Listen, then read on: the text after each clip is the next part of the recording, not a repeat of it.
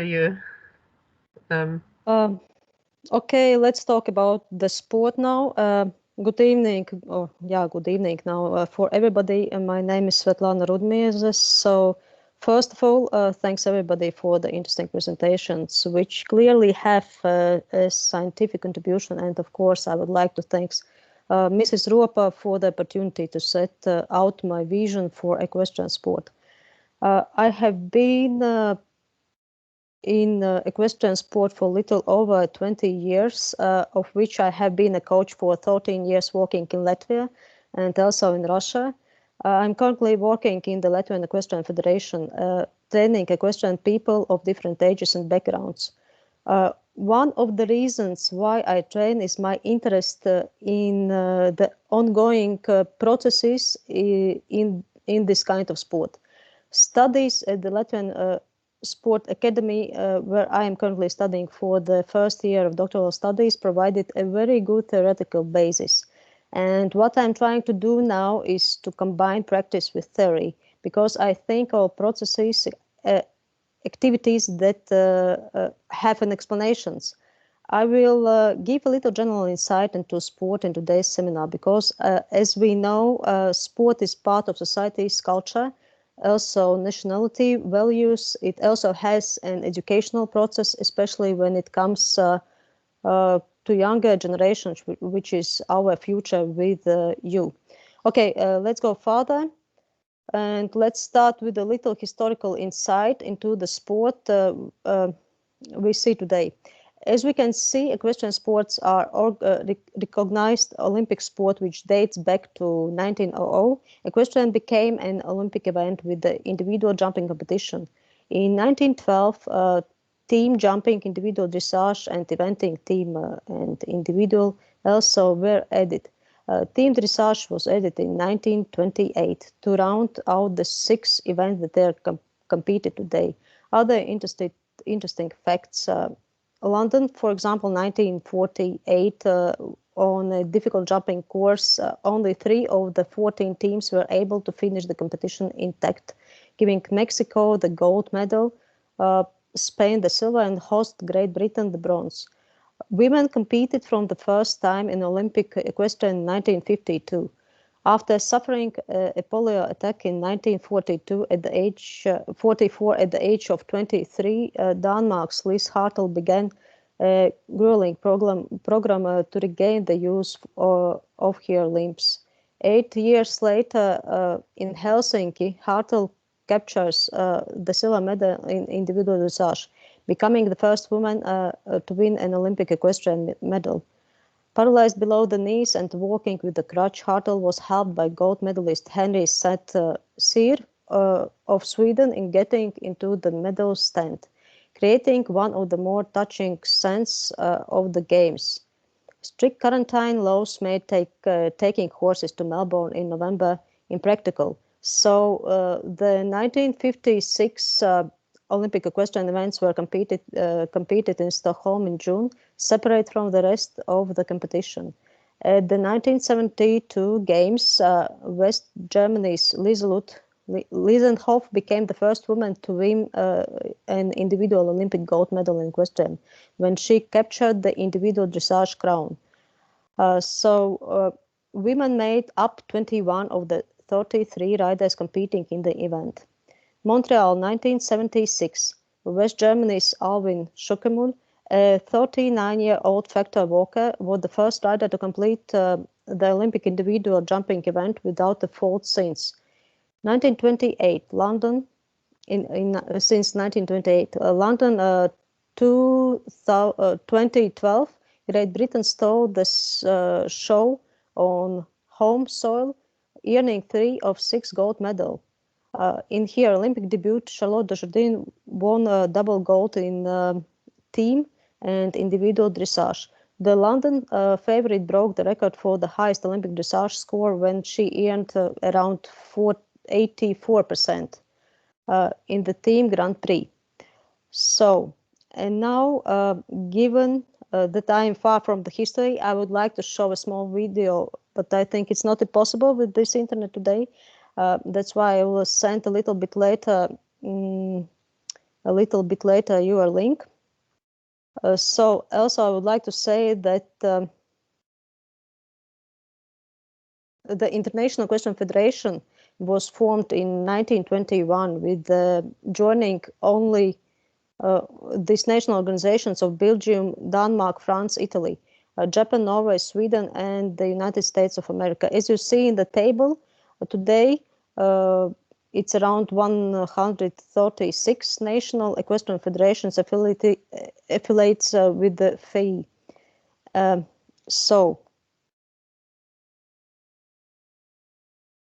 The beginning of the sport we see today appeared around the 1980s. You will see it in the video later. Reading the historical view before that, the horse was mainly used for military purposes, as well as its capability were tested in various ways. So here I have found 9 reasons why the sport is why this kind of sport is the best for all Olympic sports. Maybe not everything should be taken seriously, but with a small smile on your lips. The first one, there is no men's and women divisions. You want poor, unabridged equality between the sexes. Then look no farther than the question, because it's the one sport that actually does it. The second one, it has the best diversity between ages. No other Olympic sport, not even golf, which is notorious in this regard, boasts a great diversity of ages. Brazilian rider Giovanni Prado Paz is the youngest of the competition this year at 18, while Julia Bronan at 61 is the oldest.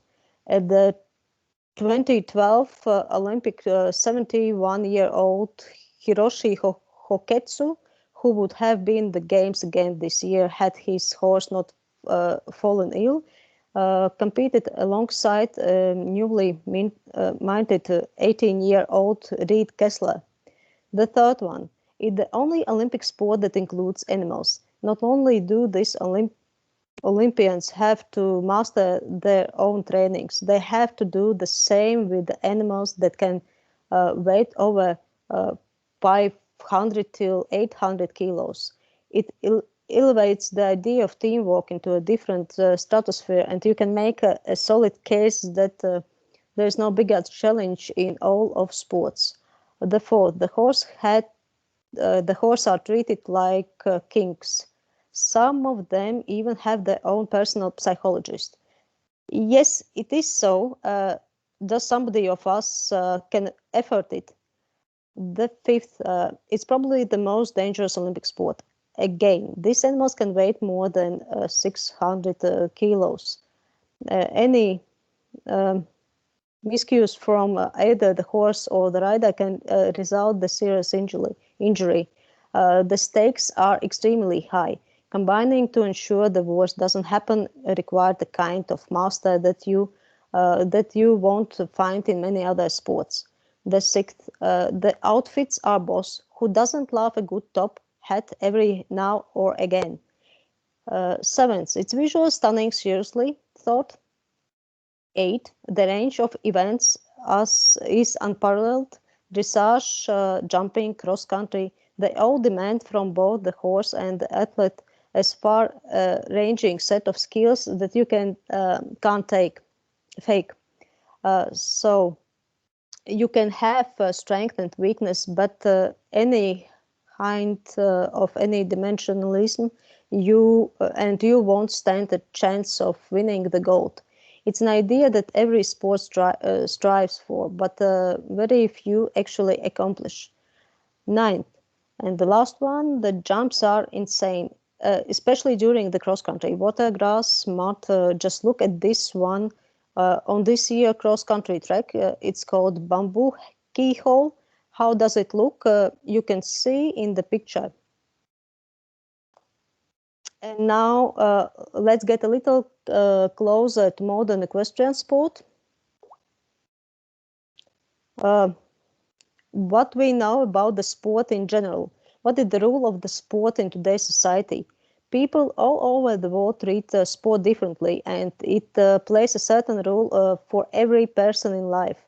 Some people are completely indifferent to sports and consider It's a waste of time. While others understand what the meaning of the sport is, and there are more of them than the former. Moreover, each of them has a different attitude to sport. Some prefer to watch it on TV, others to engage in some kind of sport or general physical training. For others, sport is a mean of subsistence. These include active athletes, coaches, doctors, directors, for example, of sport societies, sport trustees, and so on. And each of them contributes to the development of the sport. Sport has its own characteristics. It promotes unification and at the same time executance of people with each other, and in the overwhelming majority of cases, health and character and the strength and mental abilities are increased. People who play sports develop skills such as endurance, patience, strength, agility, speed, reaction, coordination. It also allows you to become more stress resistant to negative environmental phenomena, to get a lot of positive emotions. If, for example, your favorite team wins or a person achieves a certain result. Sport is the activity of people which is organized according to certain rules and consists in comparing the intellectual and physical abilities, where preparation for this activity and the relationship between them that arise in its process is of a great importance.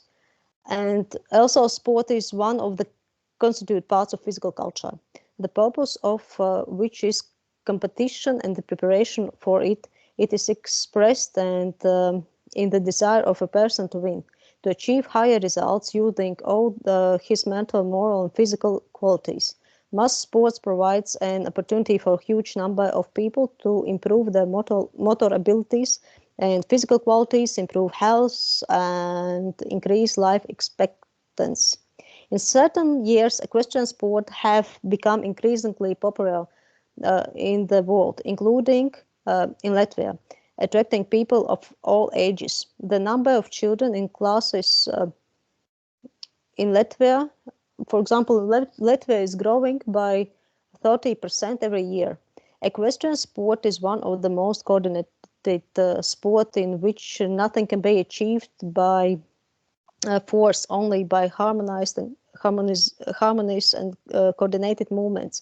Equestrian experts came to the conclusion that in order to reduce rapid exhaustion and show the highest possible result in both training and competition, technical performance is required, which is accurate, simple, but effective. During riding, the rider consumes quite a lot of energy and reaches about 75% of the maximum oxygen consumption. Riding accelerates the metabolic process by about 40 till 80% of the maximal metabolic rate, and reaches a heart rate of around 135 till 188 85 per minute. The metabolic rate is in riders increases by about 2.5 to 6.5 times while the horse is walking or trotting. Equestrian stimulates the psychological processes in the human body, improves sensory function, air circulation in the body, organ function, respiratory system, and so on. In my bachelor's thesis, my research paper before, I studied the physical fitness of young riders and concluded that the physical fitness of beginner riders is below average. This laid the foundation for the development of special physical training programs for riders, after the implementation of which the physical fitness of riders improved by 24.09%.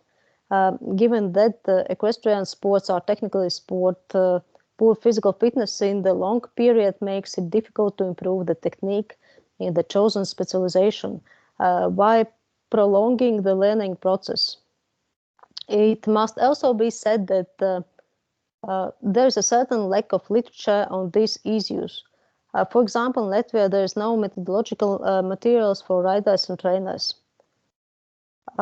All riding skills are based on the rider's physical fitness. The physical training of the rider plays an important role in cooperation with the horse because the rider communicates with the horse through the body, and the understanding between the rider and the horse depends on how mobile, developed, strong, and the same time sensitive it is. In the course of his sport, the rider is prone to future success. It's clear that the principle of gradation from the simplest to the most difficult must be followed in the training process. As the requirements grow, the rider must be ready to physically fulfill them. As the level of mastery grows, riders encounter stronger horses, which also requires more physical effort, without forgetting that the technical accuracy of the performance also increases. But in order to put it into practice, good physical fitness is required. In the picture on the left, we can see that first you need to train general body strength, which can also be done with advanced exercises in the first year of training. And then sport-specific muscles groups, muscles that are trained by the riders specializing in sport and train on a general basis. The most significant physical factor that affects a rider physical development skills consists of endurance, strength, speed, and dexterity. Studies show that equestrian endurance is the biggest barrier to learning skills. The overall level of muscle strength also plays a huge role in training. If the rider's heart rate is on the independent anaerobical level, it's not possible to relax or unwind. Low oxygen intake has been shown to be strongly associated with falls from a horse. Therefore, riding alone is not enough to maintain the required physical condition. Okay, thank you so much for the stamina of listening to me. Any questions, maybe? So thank you very much for this fascinating presentation, Svetlana. That's great. It's my first opinion on this. Sorry. There has been one question in the chat which I have partially answered. I think you will know the answer better. So Kathleen was writing that in the US there is trouble hosting Olympic qualifiers for the horses this year due to COVID. So what's the case in Latvia? I saw that Neretnieks has been very successful going abroad, other riders as well, but you probably know better because I don't compete and I don't follow these things. So what do Olympic riders do to qualify, Latvian Olympic riders this year? What they should do? Now, what is it a problem for them to qualify for the games? Or it's not a problem, but it's very difficult to do it. Okay. Yeah, because we have to think about financial, and the same for Neretnieks. He has done by himself a lot of, and he is talented, as we know, and he is hard working, and then so on. Yes. I also liked the fact that in your first slide you had the picture of Richards Nikus, who is a Latvian Paralympic rider. People don't know him. You should rewatch the Rio Olympic Games or the London Paralympic Games. He's been there, and he's going to be to Tokyo also. Yes. Yeah. And he's a wonderful guy. He's the best DJ I have ever seen, and I know him personally because I keep my horses near Baldon, and I meet him once in a while. Yeah, he's very attitude and so on. Exciting. He's just an amazing person. One example why horses help people and kind of in their mutual becoming. It's a kind of inspiration story for everybody. It could be found on the web as well about him. So we can have all questions together for all 4 speakers. So I think there has been some questions before this. Anthony was asking a question to Kathleen about gender. Okay. So we do have, it was primarily the young men who were out in the fields working.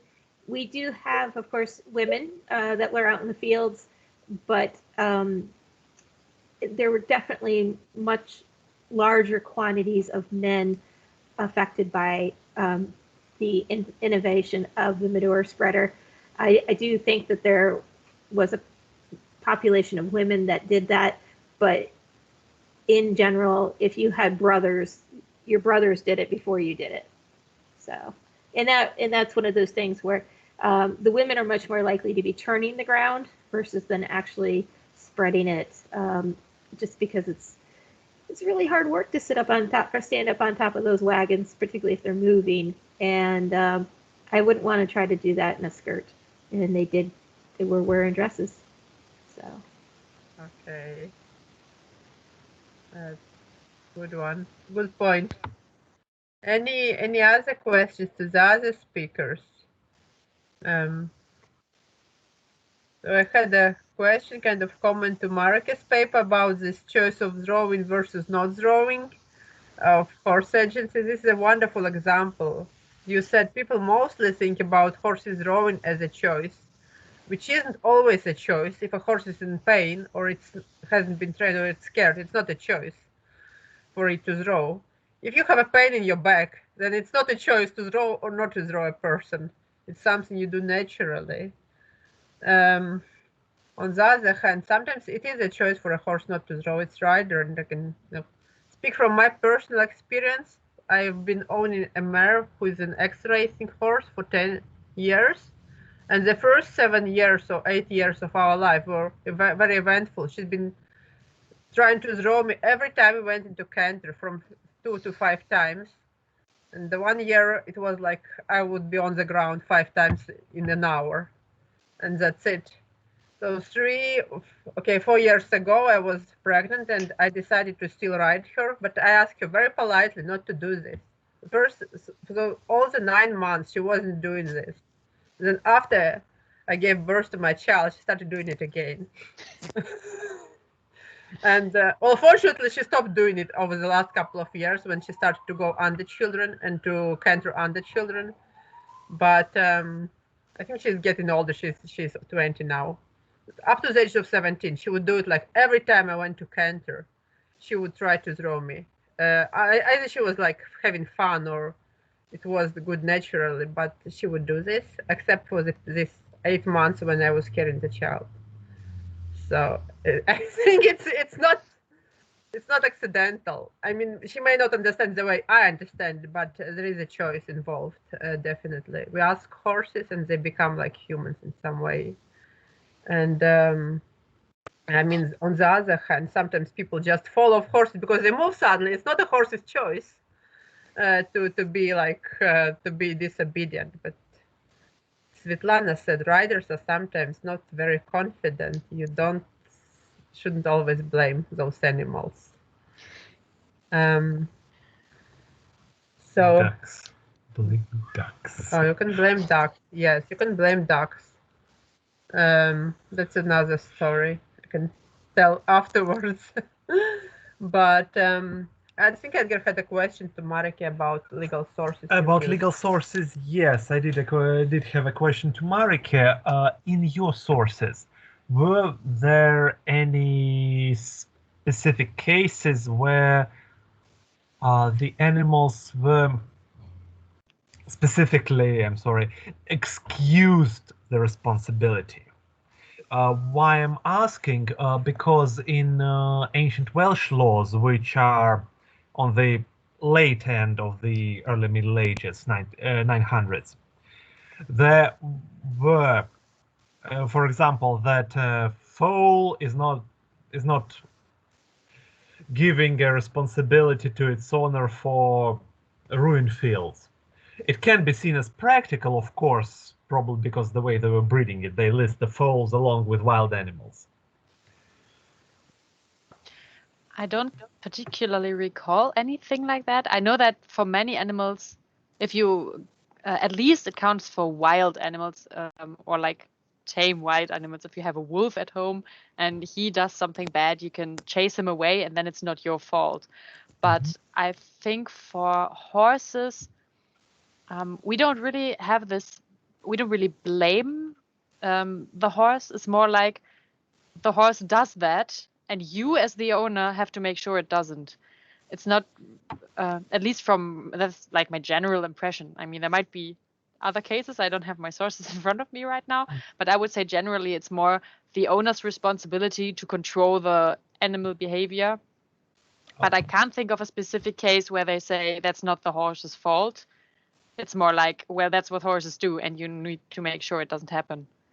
Exactly. That's why I was asking that in that particular case, it was specifically said that no, there is no fault to the owner, obviously.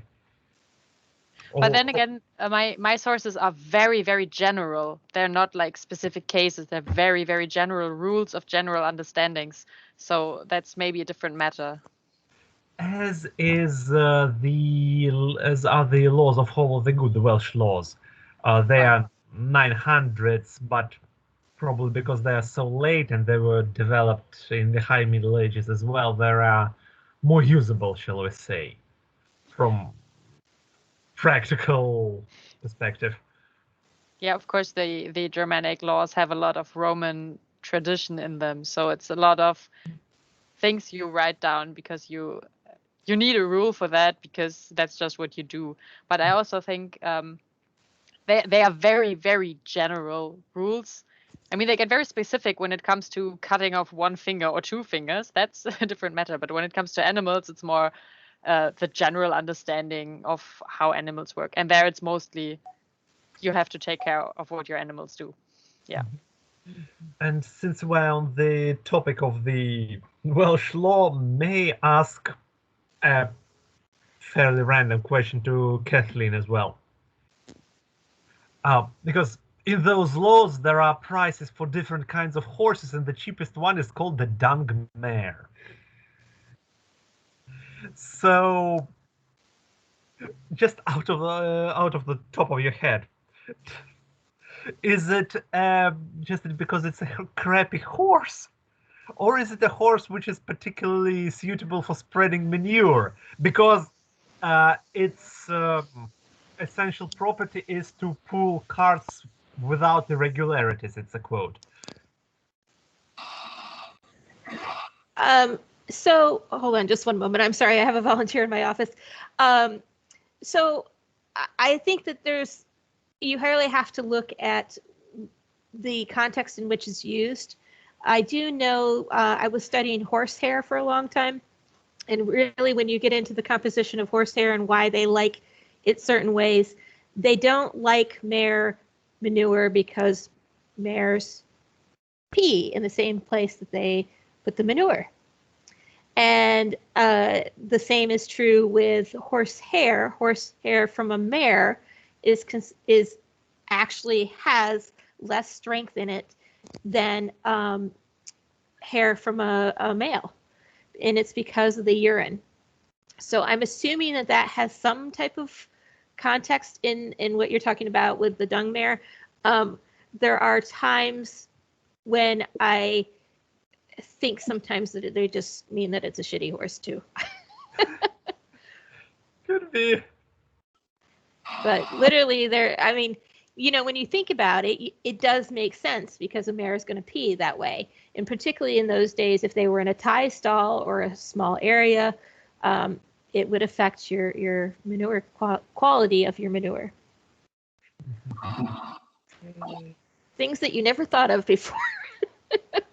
Neither did I. I just stumbled across it. There is this list of horse prices which goes from the expensive war horse to your poultry, sports horse, if you will, all the way through all kinds of cheap war horses, expensive work horses, and at the bottom of it is the dung mare.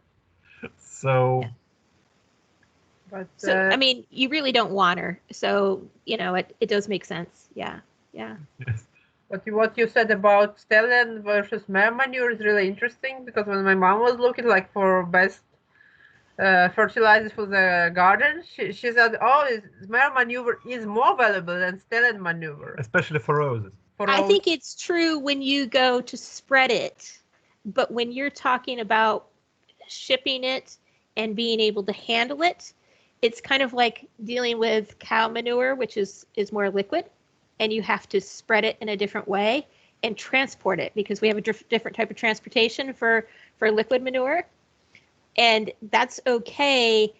You know, at the local level, if you're taking your mare manure and putting it on your roses, it's all good, because it's still, and it depends too. I think you'd really have to look at your pH levels. Roses may have different needs than perhaps corn, but when you're talking about bundling it up, putting it in a bag, dry male manure would probably be easier to handle. Okay. And I can't believe I've ever had to say that sentence before. But yeah, when you start thinking about it in terms of bagging it up and moving it, it gets really interesting. And I had no idea when I started really looking at horsehair how much urine deteriorates horsehair and actually makes it much less strong. And Kate's shaking her head yes, and different cultures that particularly use it in a working way take this into consideration, whereas for the average horse owner today, we really don't do that. I do see a question over here about the whole skirt issue, and I'm going to answer that if that's all right. So the men were sitting on the manure spreaders. They're actually standing on top of them, and the horses are hopefully standing still, and they would literally be shoveling it off the top. And then as you go down, you know, it would go, and the horses would move forward. That sometimes, you know, like when it comes to getting, if the manure is dry and everything is great, not too bad as far as keeping your balance. If the manure is wet and everything else, and you add a wet skirt, it depends on how long that skirt is, whether or not it would be easy to do in a skirt. Turning it into the ground is actually, I think, physically a little harder, but it doesn't make a difference about balance and things like that. So every picture that I've been able to find has the men on top of the wagon.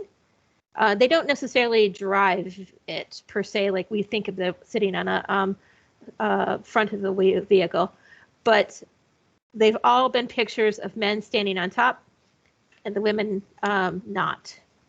So I don't know if that's a cultural thing. Sometimes we do get that testosterone poisoning, and they all want to be, you know, in charge, particularly back in the day. So. Okay, so we have two hands raised. Kate has a question, and then Yurkud also has a hand. So let's begin with Kate, and then Yurkud we can unmute himself. Okay. All right. No, I was just for Kathleen's paper about the manure. I mean, it immediately brought to light, you know, how we're at the mercy of and slaves to, or you know, to the needs and natures of horses in very real ways and very perfunctory ways. And I can just count them how many times, you know, dealing with a manure spreader, even that, you know, variously wanted to work and didn't work, and all the different ways that it organized time and labor and everything that I had to do in my day, just with dealing with one prosaic aspect of horse care. And like, you know, Meriki mentioned with the logistics of battle and war, you know, you can't get beyond the fact that that humans are, you know, hobbled by what horses can do. And it affects, you know, from very early times, and what I'm talking about in the long history, you know, to the modern day. I mean, it's hard to get away from that. So I appreciate, Kathleen, you going back to the manure, because that is really kind of at the foundation of, and it's some of the earliest evidence we have at Botai. You know, you find horse manure, and that's a clear evidence that animals are being corralled. So I think that that's a really exciting way to think about it. As exciting as manure can be, we could talk about manure for hours, which I think is the fun part of it, because we all have experiences with it. That's kind of the crazy thing about this whole agency thing. You know, who's in charge of who here? Who gets their manure? Who gets their bed made and cleaned out every day? You know, and who's doing the work? So I think that you know, it just really was a nice. Just wanted to compliment you both on, you know, bringing it back to the care. So yeah, that's a really good comment, because we spend so much time taking care of our horse, and Svetlana highlighted. And sometimes the care of horse, especially sports horses, it's more expensive than the care of the riders. Well, and I was with that, you know, when I worked prepping thoroughbreds in Lexington, actually in Paris, Kentucky, at one of the breeding farms for the sales, you know, my value was worth much less than the horses. I mean, these were $500,000 yearlings, and I have a college degree, but I'm not all that valuable. So yeah, it's you find yourself in places of subservience to the horses for sure. So yeah. Svetlana did definitely touch on that. Yes, well, I buy the vitamins for my mare, which cost like 70 euros per batch, and I have never bought vitamins for myself, which are as expensive. Don't really use them. I just know that she needs them because she's like a bit old and she's got arthritis. If I don't use it, probably I will not be able to ride her, which is not going to make anyone happy. But it's like one of those things, and I know people are just buying so many things for their horses, sometimes because they think horses need them, sometimes just because they want to buy treats for their horse. And like finding osteopaths and physiotherapists for their horses, even when they cannot afford the same for themselves. I have seen it so many times. Sometimes horses need it, sometimes horses don't need it, but I think as long as it makes the owners happy. But sometimes they need the new collection of something. Yes. Yeah. Oh yeah, I've been dealing with respiratory issues with my mare, and I can't tell you how many times. I mean, last night I didn't need to go to the barn, but I had to go out there to mix the special thing because it tastes funny and she won't eat it with other supplements. It's a whole thing, and it takes a lot of time, just like any of you are talking about. All of this is just, you know, expenses and time constraints for sure. Yeah. Who is left home? Yeah. Two quick things, if I may. Yeah. One, it's really interesting, Kate. You talk about Paris, which is just about 15 miles down the road, maybe. Here in Lexington, we have the training center for the horses that race at Keeneland and Churchill. And that is one of the few places that still commercially sells their manure. And that's why I don't eat Campbell's soup that has mushrooms in it, because that's where they collect the manure from to put on Campbell's soup, mushrooms. So I find that interesting. And then I also wanted to say, our Olympic training event is literally going on outside my window. And so it's really interesting to hear you talk about how that sport, how much it is a sport, and then turn around and watch these people out here performing at that level. It was really nice to hear about that. So. Okay, thank you for your comment. Jurk also has got a question. So Jurk, if your hand is raised, you can unmute and question or comment. Okay, thank you. Just a remark on manure. This is not so much horse manure, but generally in the records of the vineyards, the villages that were planting wine in the Rhine Valley, there are extensive records of disputes between who was allowed to use the manure that was on the common, because that was one of the main inputs that the vines needed. So who all was allowed to collect and who was allowed to pasture animals and who was obliged to pasture animals on the common, because every pastured animal produced manure and so the farmers, the vintners wanted more animal pastured on the common to produce more manure, whereas the animal owners said, well, it shouldn't be overgrazed. So this is extensive in the records. It's late medieval though, from the 1400s. It's such a cool topic because it doesn't make a difference what time it is. It's always about horse manure and fertilization at one point. And it's so cool when you do go back and look at those records, just like you're saying, that you can see that. And it was so important that they documented it. And I just think that's fascinating. And then today we can still watch horses work those vineyards. And I think that's interesting too. Sorry. And yeah, but a question, comment for Marike. Thank you, very interesting. I mean, thank you to all the presenters. But what Marike was saying is closest to my own interest, and of course with mounted combat, the horse does have to think for itself. The horse has its own job in mounted combat. It needs to be tactically astute in order to assist the rider to be effective. We don't have that. I haven't found a source from the early or even high Middle Ages that is very clear in the later Middle Ages, where horses are also fitted with special horseshoes that are particularly damaging and expected to go in and start beating up soldiers and other horses. But it is also a factor in mounted combat. Yeah, that's pretty good. Pretty good input actually. But like you said, in the early Middle Ages, we hardly find proof of. At least in historiography, they mostly say things like, "And the army had 3 horses." Full stop. And that's all they say about horses, unless it's something like I just said, when the horse is too tired or whatever. So yeah, I'd love to stumble across some accounts like that, but it's very hard to find. Yeah. That's a very interesting question. Also in our Facebook group, we had a discussion. Somebody asked if horses were trained to be aggressive.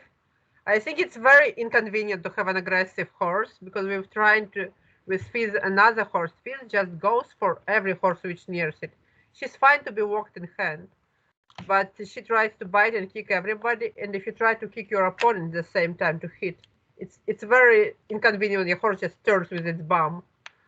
So I don't subscribe to the idea that horses should show that much agency. I'm okay if horses do some things of their own, but this was really over the board, and we are trying to get this behavior under some control. Same applies to sports, arguably. Yeah, so I was going to ask Svetlana about the agency of horses in sport. There is one line of argument, like you should allow your horse to do this thing. Is in show jumping, like when you are starting, it's a good idea if your horse knows what to do, and then at some point you should be in control of your horse. But what about top like show jumping as professional?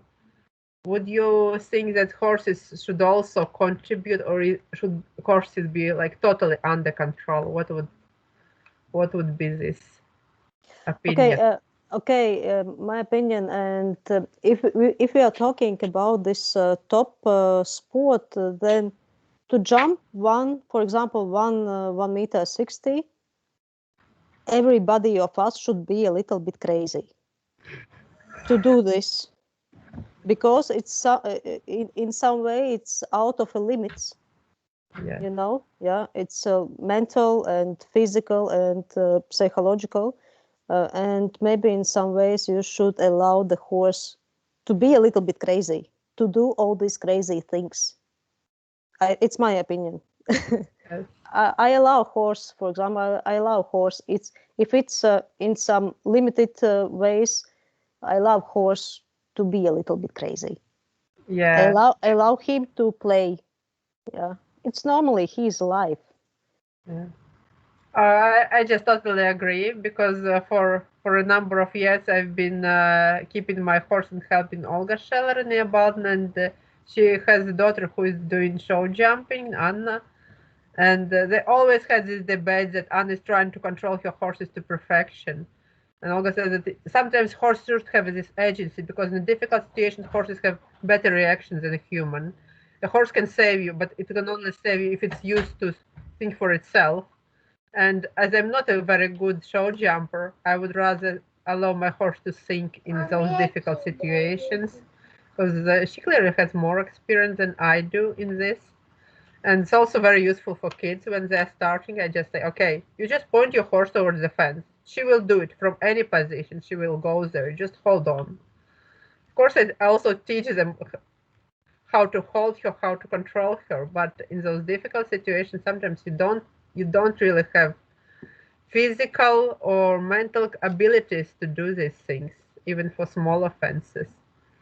So sometimes I think it's useful both in training and I'm very glad that you say in top sport you like horses to take some agency. That's really nice to hear.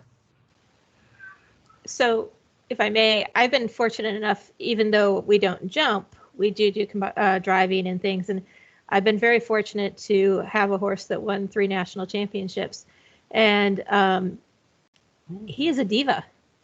And they have to, when they go in that ring, have that pizzazz and drive and want to do it, because if they don't, they're flat. And I mean, that you can't make him be that. And when you see him outside of the ring, he's just this bay horse with a long mane, and you're like, really?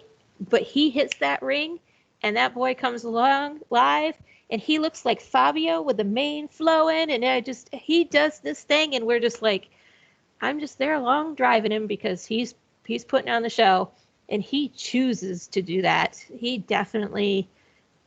loves it, but boy, he's a diva. Yeah, so some horses are like this. They enjoy the show and they enjoy the performance. Yeah, and they're like, yeah, so somebody was commenting.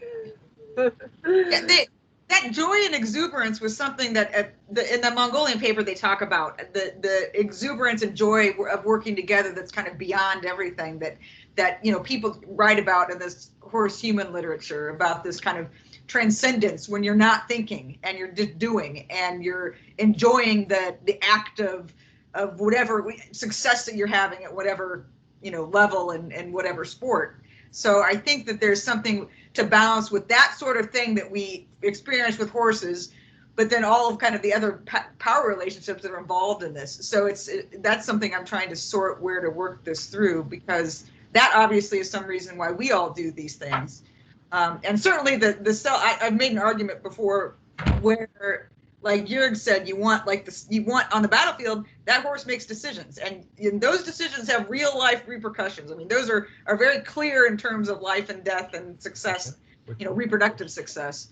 And since I'm a polo player, we don't want to be thinking. I don't think about what I'm doing with the horse while I'm playing, and the horse is making a lot of decisions. Sometimes we disagree and things go wrong, but for the most part, we're both on autopilot. We're not thinking about each other in a real sense. So I think that there's a lot of that to all of this that we talk about in terms of agency, and what is that even? How does that relate to agency? It's almost something else, and what beyond agency. What is that other place that we all go to? So I think that has been something I've been kind of trying to sort through. You probably know Rudyard Kipling's The Maltese Cat. Yes, I have it on my bookshelf in the living room. Yeah, my students gave it to me. Yeah, Yeah. Well, that's called teamwork. If you work together long enough, Yeah. And you start going on autopilot, both of you. Yeah. Yeah, no, it's teamwork, but it also explains why the horses were so expensive. Why there's such a huge range in horse prices. Just like with top performing sports horses today. Yes, like today. Yes. I was thinking about this too. I was also thinking about part dressage, and I mean, I've been looking at the horses which our rider Richard was riding, and I have also been witness to riding therapy, and there is this common misconception that para dressage is like riding therapy. You have to have a meek horse, and it's not true because para dressage horses have to be sports horses. And all those horses Richard was riding, they were just, I don't say they're crazy horses, but they're not very meek horses. And he's got a very severe level of disability. I was always wondering how brave you should be. At one point he was riding a stallion, a stallion who was like huge stallion. King? No, not the king of dance, but he was riding another stallion, which was very big. I used to lunge him before I got on him. If I had to exercise him, because I was a bit scared. He was actually quite nice, but it still was quite scary. And also the horse Richard is currently riding, the king of dance. I have witnessed him, and I mean, he's not what you would call a crazy horse, but he's not a very nice horse or a very meek horse. He's got his character, and I mean, it's the way you have this collaboration between a rider who is physically unable to hold this horse, the horse does anything, and the horse who kind of, yeah, as you said, Mark, probably decides not to do anything bad. I don't know if it's training or if it's just because the horse realizes that this rider has a special relation, this rider is special as well. Oh, Svetlana said they are same kind of crazy. Yes.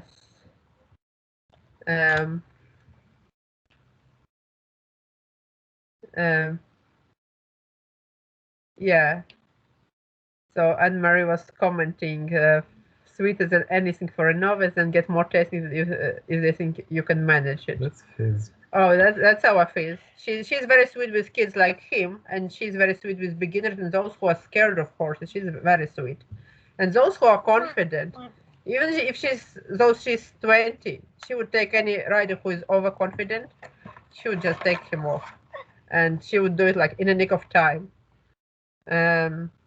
Because she doesn't like people who are over confident. She makes her own decisions. There's a 9th century letter between two bishops, written by Bishop of Constance to his colleague in Brixen, where he also refers to this. He says this horse knows how to behave. If a young and exuberant rider tries to do something, the horse will not follow the rider's commands. But if a senior and experienced rider is sitting on him, he will do anything you tell him to. Oh, that's really a good example. That's, I think, most horsemen would agree with it. There are horses who know who is sitting on them. And I know that you are going to quote this example in the article you have written for Miriam's book, Saints and Sinners. That's a little plug-in for rewriting Equestrian History series. There will be this book. Volume Saints and Sinners, and there will be this article quoting this, so you have to watch out. Okay, so officially we have 2 hours for the seminar. It's 11 past whatever time you are in. It's 11 past 8 p.m. in Latvia.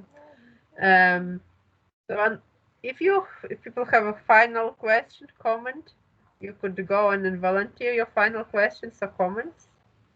Yes. I would like to ask Kate whether she would give out her bibliography. Kate, you should share the bibliography with people. Yes, I will put it together because some of this stuff is pretty recent. Papers that just came out that I'm integrating into kind of older stuff I've done. So I will be happy to organize that for you. That would be amazing. I mean, I'm happy if you just give me the authors and years or something, and you could put it in the Teams group, right?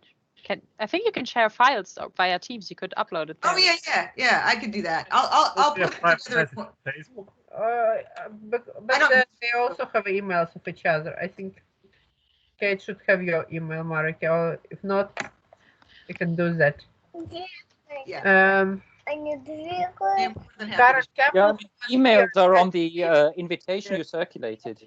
So. Okay.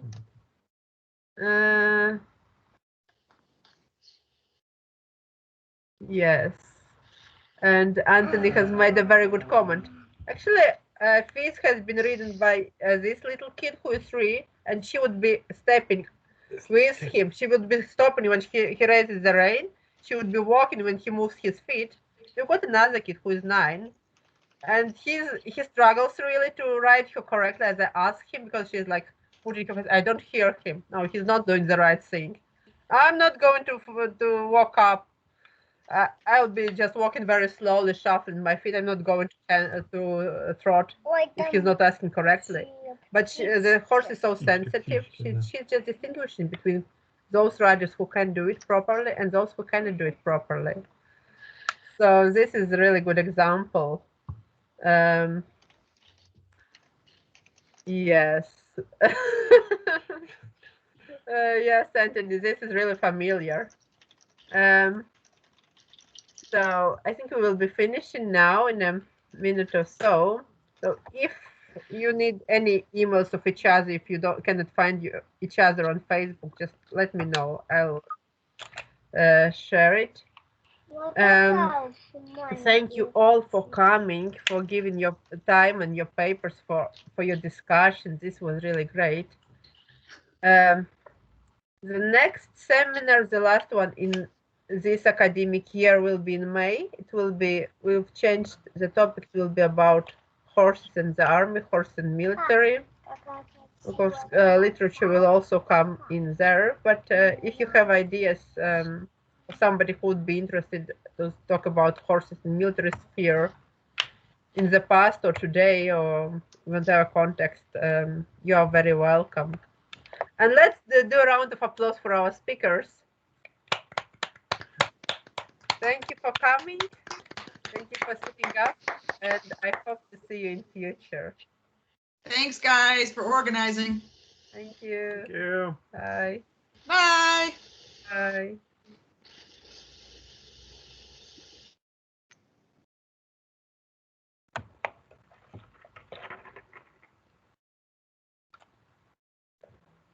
Svetlana, liels paldies par prezentāciju. Bija ļoti interesanti. Nav par ko, jums liels paldies. Negribat kaut kā publicēt to savu darbu? Man īstenībā ir tā, ka man vairāki darbi it kā ir, pirms tam viņi vēl gluži nav publicēti. Vienu es Kazaņā arī man kaut kāda daļa no viņa ir publicēta. Jāskatās, ir jādomā. Kaut kādu daļu var publicēt, jo tas, ko es te piedāvāju, tā ir tikai daļa no vairākiem visādiem rakstiem. Tas, kas man ir. Jo to es mēģināju pielāgot, respektīvi, šitam semināram. Bija ļoti interesanti. Jā, tā kā, varbūt. Tīri informatīvi, jo nākošais nedēļa mums tā Baltijas. Jā. Jā, un tur būs pietuvināts tam, kas man disertācijā ir. Kurā sekcija jūs būs, vai jūs nezināt vēl? Es zinu, man ir treniņa teorija. Labi, skaidrs. Ir trešā vai ceturtā tur grupa ir, tur viņi ir atsūtījuši sarakstu. Mēģināšu tikt, jo es runāšu par to jāšanu, bet es runāšu par rekreāciju. Jāšana sporta veidu, tur kopā ar Ivaru un Kalvi. Bet būtu interesanti, ja jūs varētu kaut ko arī publikācijas sagatavot. Nē, mēs varam droši izdomāt, jo, redziet, man interesē tieši sports, ja mēs paskatāmies, kas Latvijā notiek ar visām tām publikācijām, jā, materiāliem, viņi ir diezgan печально, то, что там происходит. Я тоже нашла такая материалы. Но с другой стороны, спорт, да, но вы видели даже сегодня, сколько совпадает с теми, кто, как я или Марика, которая вообще с X веком. Да. Насколько мы пересекаемся. И историков у нас в этой группе предостаточно, а хотелось бы, чтобы спортсмены были тоже. Да, было бы очень интересно. Да, все между собой в жизни связано. Да. Через века, через года. Придумаем, конечно, что-нибудь. Да, так что спасибо пока. Да, давайте будем на связи. Да, спасибо. Большое. До встречи. Да, Всего до доброго. свидания.